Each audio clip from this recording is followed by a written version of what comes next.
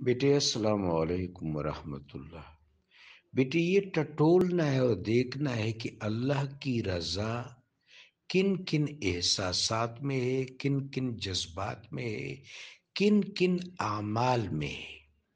قرآن عظیم میں یحب کا لفظ ہے، مثلا یحب المتقین، اللہ متقین کو پسند کرتا ہے۔ یحب المحسنین، اللہ احسان کرنے والوں کو پسند کرتا ہے۔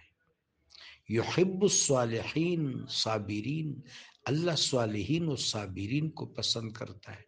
پھر جن جن چیزوں کو، جن جن اشخاص کو، جن جن اعمال کو حبیب رب جلیل صلی اللہ علیہ وسلم پسند فرماتے ہیں، وہ بھی اللہ کے نزدیک محبوب اور پسندیدہ چیزیں ہیں۔ سو جن اعمال سے اور جن اشخاص سے اللہ محبت رکھتا ہے، ان اشخاص سے محبت رکھنا، ان اعمال کو پسند کرنا اور بجا لانا، یہ اس بات کی دلیل ہے کہ اللہ مجھ سے محبت کرے گا۔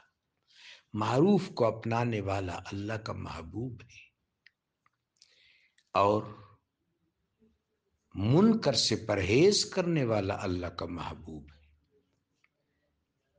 امر پر عمل کرنے والا اللہ کا محبوب ہے، نواہی سے احتراز کرنے والا اللہ کا محبوب ہے۔